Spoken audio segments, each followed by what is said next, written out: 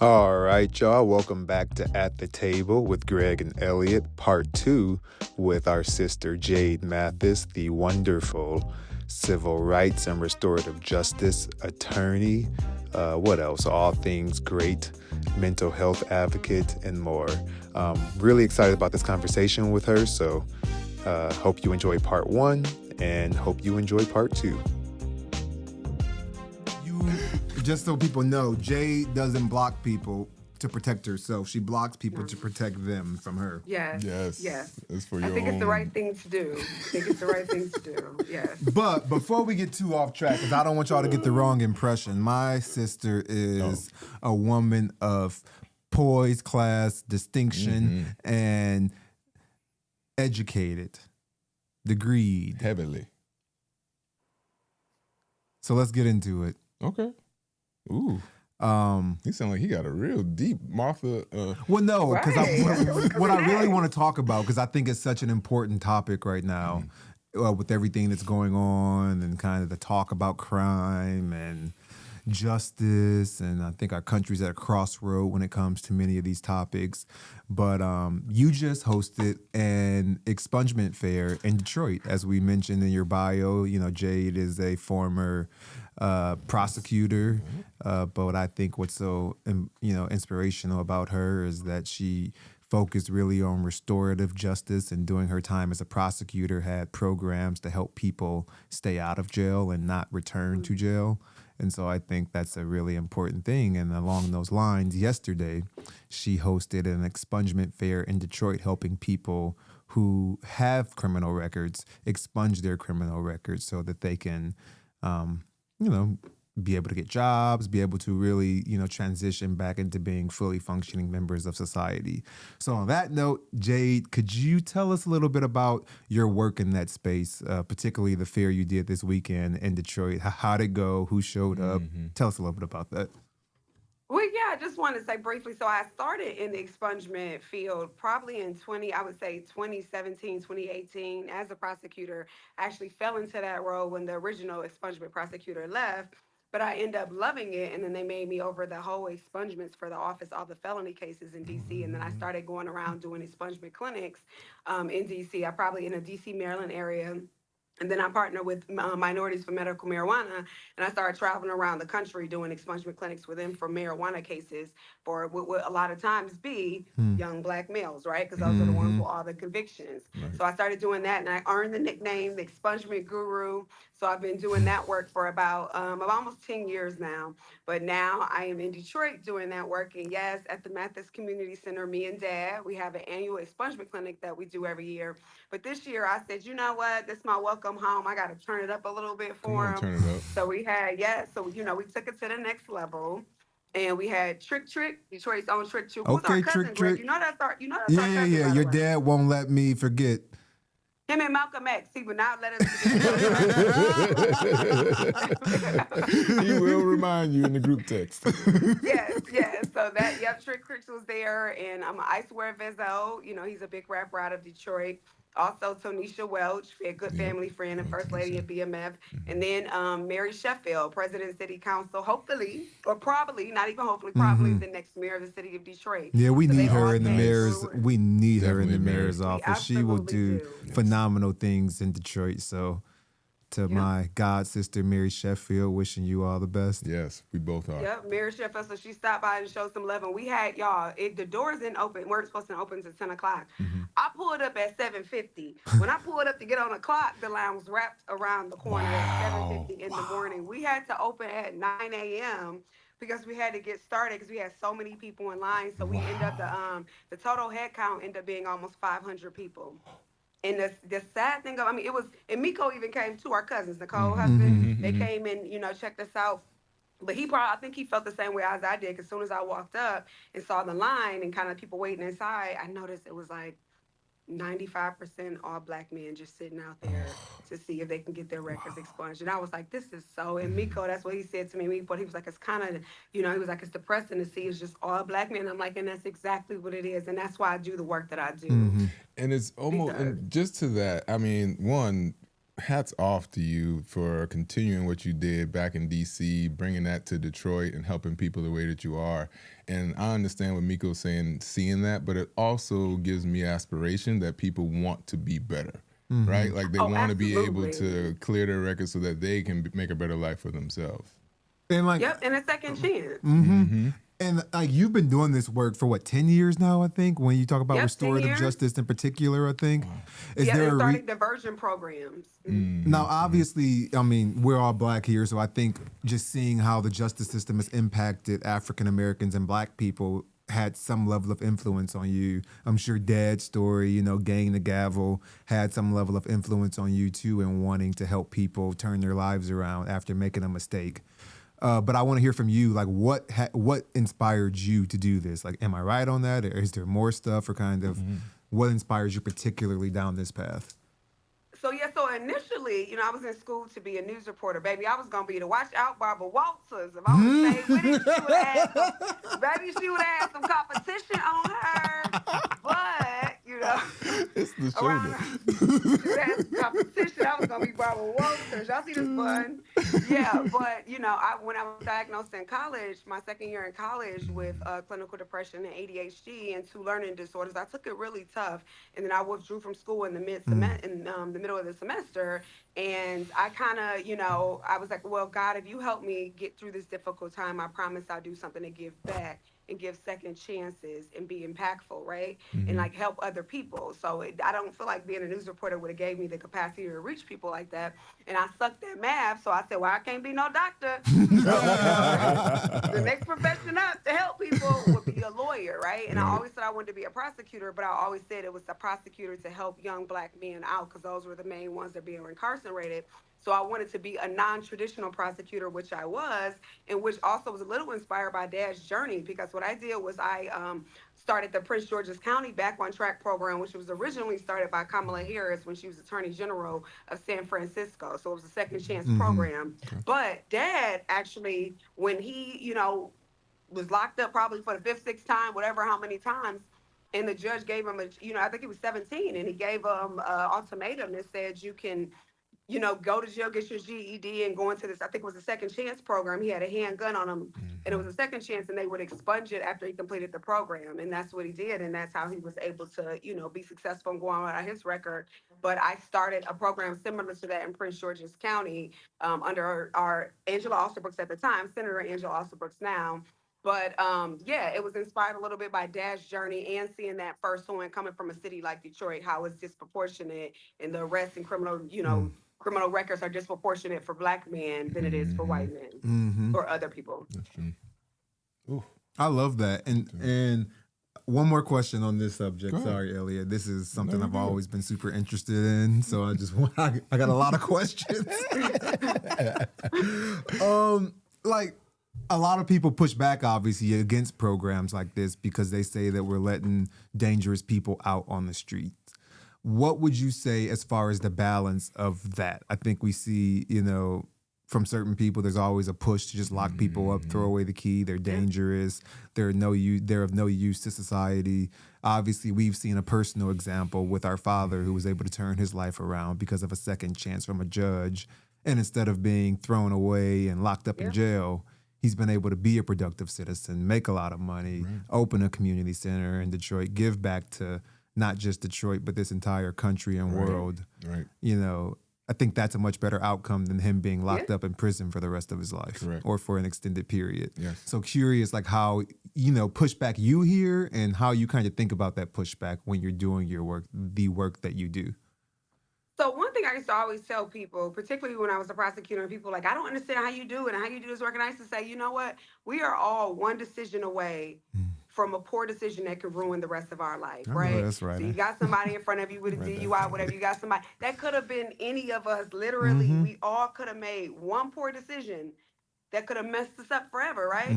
But it doesn't mean that we're a bad person, right? And it doesn't mean that our decision makes us a bad person. What I tell people all the time, too, is there different type of crimes. The crime is necessity, crimes of necessity, right? And they're crimes of opportunity. Some crimes they're doing to live, to survive, to feed their kids. Yeah, you got a handgun on you, but look at the neighborhood you have to walk through, right? Yeah, you're not saying that you need to rob people or steal stuff or scam or whatever, but when you have 5, 6 mouths to feed, that looks a little different, right?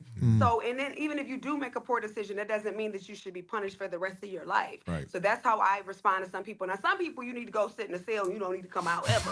Some people need to go because you just gonna be a menace forever. Yes. Like, Yeah. some people you need to go sit in a cell for a little while and get your mind together. And then people don't realize too, when you talk about that, if you're saying, a lot of people call it soft on crime, most of these people, 90-something% of the people that are incarcerated, they're gonna get out one day. And they've been sitting around there. If you go put them in jail, and they've been stewing around more savvy criminals, right? And they're coming up with more stuff while they're in there. They're more angry and they come out more vicious. So why don't you implement something like programs or second chance programs, so that when they come out, we know that they're going to be contributing members of society, or you put them in these programs instead. And you make them test and drug, because a lot of it's substance abuse. 60% of the people incarcerated have a mental health issue, right? They don't talk about that stuff. So if you give alternatives to incarceration, I think the outcome is better, because the outcome is that we want to decrease recidivism and having this revolving door, right? And we want people to be better so they're not preying on society. So I think coming up with alternatives is better than just locking people up that keep going back and forth to jail, and preying on people over and over again. Right. Amen. Ooh. She giving a word today. Any plans to take the expungement clinics, expungement fairs, national, or a place where people can find resources if they want to help themselves? Oh, that's actually a good idea, and I may look into that. You gonna help me out? I will. Absolutely. No, this is important work. And I mean, it really is life-changing work, life-saving work. And you never know who you may aspire to do that as well, right? So it's not always, I see in your family that y'all take on a lot. And I applaud it in every sense of the word, but it's also important to make sure that you aspire others so that they can take it on as well, to make it really kind of navigate throughout the world, right? So and they keep going. And I just think briefly, I'll share one quick story. One thing I didn't know as a prosecutor, I've done the programs and other different things, but I didn't know how impactful or how much power we hold. And that's why I tell people that I always say you're a black prosecutor. I'm like, you want somebody who looks like you on the other side of that courtroom, because we understand and have a little bit more empathy. But it was one thing I used to do reconsiderations as well. And I was reconsidering people's sentences. They would ask the judge to reconsider their sentence. And I had one guy that was 17 and sentenced to life as a juvenile. And he had a substance, he was on PCP at the time, back in the 80s and 70s. And he shot and killed a guy in the Domino's he was robbing for his habit. And he was coming to ask the judge 30-something years later for a reconsideration. And I looked at his record, and he was a stellar model inmate. In 30-something, almost 40 years, he didn't have one infraction. He had like 20 certificates. I think he even had a bachelor's degree. Wow. Even the correctional officers came and was like, he is the ideal model citizen. Everybody said that. And I was like, you know what? I'm not going to oppose. And even the judge, they were like, what? And I was like, this is the story of reentry and reform, the story. And y'all, in all my years of being a lawyer at prosecution, and as much work as I've done, it was the first time, y'all, he must have had his little typewriter before he got released and still in jail. And he typed me a 2-page letter, and it made me cry. And I said, I'm going to frame it, but thank you for giving him a second chance. That's what I mean. Life-changing, life-saving work. Because, I mean, that man has a second shot at a fulfilling life because of you. And more importantly, to what you said earlier, Jade, that is one decision that you made that changed somebody's life. Like, I'm feeling this. So that's why I do the work that I do. Well, in lieu of a national tour, which I'm sure will probably be coming at some point, knowing you, you guys can check her out at Jade. Give us your handles. Mathis Give us your Official. socials so people can find you. Jade Mathis Official. That's on Insta and everywhere. On Insta, Facebook is Jade Mathis, and then LinkedIn is Jade Mathis as well. And I also have the Resilient Gym page on Facebook as well. Thank you. Nice. So I thought you were about to say, outside of the national stuff, is there any other projects or things you got coming up? You know what? This is my season. This is my restoration and restoring season, right? So every season, I have always done things in seasons of my life And I really never took a season to rest and Mm. recover and recuperate and rebuild. So that's honestly what this season is. You know, I'm working on cases with Project Clean Slate in Detroit, and I am still cleaning up records and expunging records.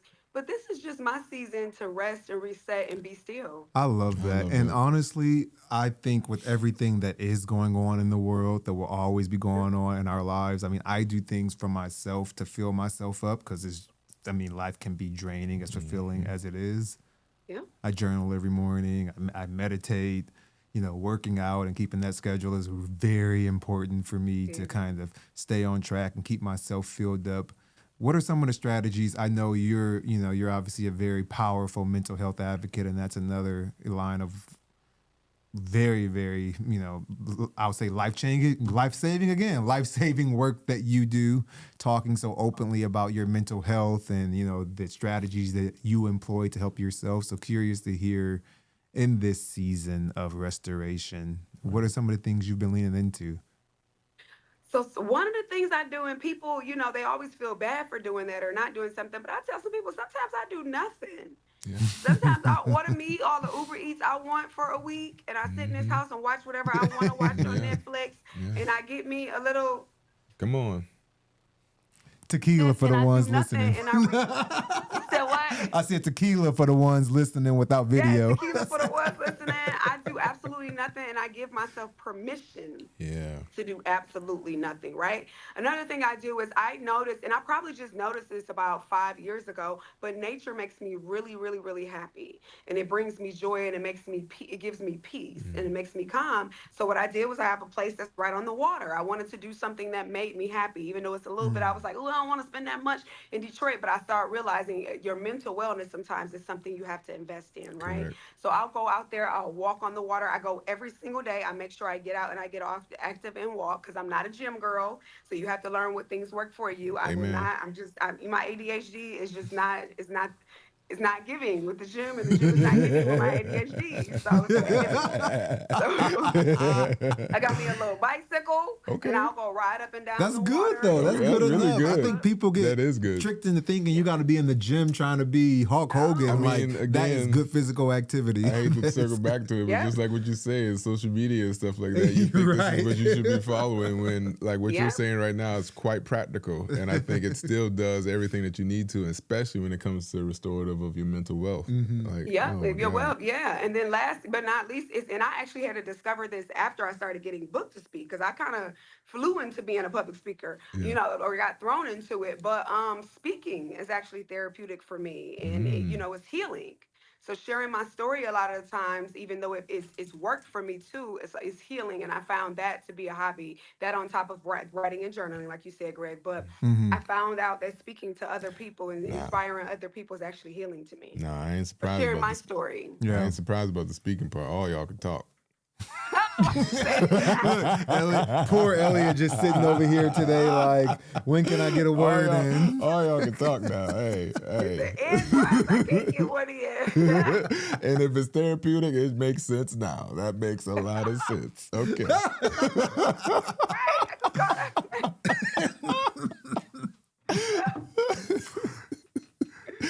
Oh my God. No. I knew Greg had, some questions that he really wanted. I mean, we both wanted to really ask you anyway. And then mine was around the mental health piece. So, you already touched on it in that degree, especially when you say how you're doing it now. And I love the example that you gave where it isn't like you got to go here and, spend money doing this or blah, blah, blah. Like, it's so important for people to redirect themselves to them. Right. And what really makes them feel happy and what generates energy for you, because I'm just as guilty of, being able to just be like, oh, let me help this. Let me do this. Let me do this. And thinking it's filling me up when it's really depleting me. It's right. depleting. And you don't. Yep. I ain't doing nothing for nobody in this season but me. Exactly. So can you? We know that's not true, but I get your point. We get it. I mean, Yeah. you get what I mean. I'm still doing a little something. I know No, you too I know. well. I know No. you too well. I know. We Still get do a that little part for something, sure. something, but not as much. Not as much as usually you do. wait. So can you? So when it happens, and you make me lose my question, but when you do have you had experience? Let me say it this way: have you had experiences when you have become completely depleted, right? Where you're like, hey, you know what? I have given myself to everyone. Like, how do you find yourself getting back on track? Like is it what you talk about here? Is it like a level above where you're like, hey, I need to write this, or I need to read the Bible, or I need to listen to, Kirk Franklin's album or whatever. Like what does Jade do when it is that kind of detrimental, kind of low point in her life? One thing I do is I'll pause. That's the first thing I'll do in a second, because like I said, I already know my depression is treatable, but it's not curable. I take medicine for it, but realistically, it's not going anywhere. So if people deal with ordinarily depression, or just regular life depression to make you stress, imagine what I do with the chemical imbalance, right? Yeah. So I had to really learn myself and know how to tap out before I burn out and press the pause button when I feel like I'm losing it. And the one thing that became so helpful to me and critical to me was I tell people, like, this not it. I'm not doing well. I need a break. I'm not even asking you either. I'm telling you that, like, I remember when I was in a prosecutor's office and I came back to court in my office, and every time we had a new case, it was a thick blue file, and I had just finished a vehicular manslaughter case that was so terrible, where it was a drunk lady that hit this van. It was baby heads and body parts all up in the trees. I don't want to be too, but I had to go and prosecute that lady and do that case and listen to those family members and parents cry in court, and it was terrible. And I got back to the office and I closed the door and I just wanted to cry, and I looked over, it was a stack of like 4 new blue files on the seat, and I said, you know what? I have to go because I'm about to have a Britney Spears moment. And I ain't talking about the little cute one that be spinning around in the dresses right now on Instagram, baby. I'm not talking about her in a living room. Jade, I'm not doing this with you. I'm talking about the one that cut the hair off. It was, hitting the cars with the baseball bat. I'm about to have one of those moments. Oh my God. And I gotta go. And I left in the middle of the workday, and I emailed my HR later, and I said, what do I need to do to go on sabbatical? Because I feel like I'm about to lose it, and I need to take a break. And that was the best thing I did. I went on sabbatical for like 60 days and came back, and I was a much better person. So I tell people when I'm not doing well. That's the number one thing helpful. And I'll cut my day. Listen, baby, if I'm not feeling well, I would say I'll try again tomorrow, but I will not quit. With depression, there's days that I can't even get out of the bed, right? So the shower seems 10 miles away. The kitchen seems 5 miles away. I'm not eating. I'm not doing anything. I just want to lay here and just exist. And fight to exist. And I've given myself permission to do that as well. So I have those days when I'm like, today is a wash. Yeah. And that's okay, right? You don't feel good. Today is not a good day. That's okay. Yep. We're going to try again tomorrow. And then another thing I do, that I've learned, I started doing in the last couple of years, was that I pivot. I pivot in a second. When it seemed like I was burning out from law and it was becoming overwhelming and making me more depressed, I pivoted into the TV, and commentating and our show and full-time public speaking. Then I will pivot into a different area. I started doing civil rights cases, right? So then I would pivot. And even though I love mental health speaking and it's therapeutic and it's giving back to people, it can burn me out as well. And it can be because I'm reliving the trauma of that, a point that always wasn't the best. So I'll pivot and stop speaking for a little while until I mentally am recharged, and I may do more cases that don't involve more personal feelings, right? And then it may be another season where I'll go back and start doing more TV stuff. So I'll pivot in the second to whatever works for me in that season and makes me feel well in that season. Love that. That was weird. But hearing you talk about that, Jade, I can imagine it is it has been tough for you to have to be able to, communicate your very personal, very very personal healthcare information with various people, employers, friends, family members.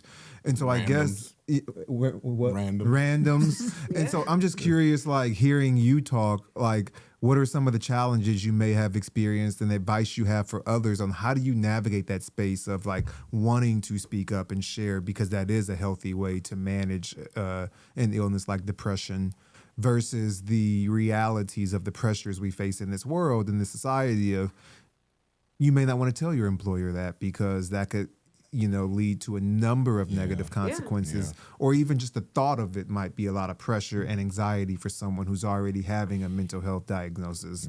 In addition to just being able to show up for friends and not feel that pressure of being, I'm a terrible person or a terrible friend because I physically can't be there right now because of my condition that isn't always visible, but it's real.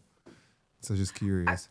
I think when I started realizing that it's really for me and not for you, so I'm doing what's best for me and what's best for me to navigate this. So if I'm going to be a good employee or in a relationship or a sibling or a daughter or that, whether it is, I'm going to tell you. And what you going to do about it? What you going to do? Everybody feels a particular way, or a lot of times I'm just the one to say it. That's why I wanted to make sure I had my law degree as well, and I passed the bar. That's why I took it 6 times, so I can sit in the same courtroom with people and be like, okay, yes, I have a mental diagnosis, and yes, I take medicine, but guess who I'm next to? You. Right. You know what I mean? So I wanted to show other people that, it's nothing wrong. I'm here. Correct. I'm here. What you gonna say about it? Right. So I wanted to be that voice. So it's not even really about what you think or what you feel. I've already told you what it is. You can feel how you want to feel, or you can't feel how you want to feel. But surprisingly, what I noticed is that I get more support than anything. I don't think to this day, I may have had one instance where I felt like, okay, a lot of people can say, in particularly with Black people or Black women, unfortunately, when you do say something about how you're feeling, or you're like, oh, I'm really not doing well, you have this thing of being a dramatic, right? Or a drama queen. It could come out that way.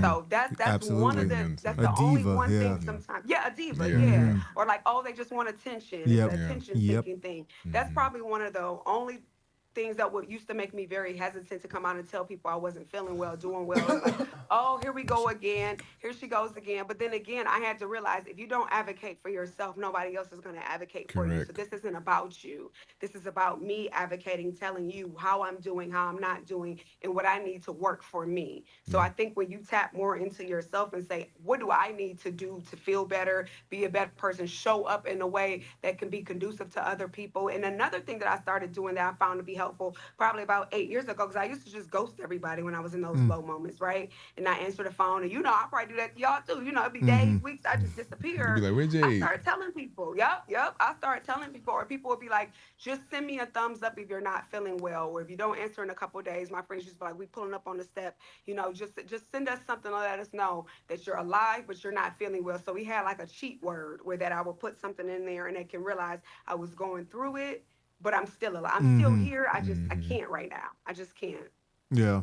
And I'll say that's been really, Hey y'all, so this is part 2, but stay tuned for part 3 where Jade goes into even more detail and everything else that goes on with her beautiful life and a little bit about Greg and I's relationship. Catch us next week. Don't forget to subscribe and like.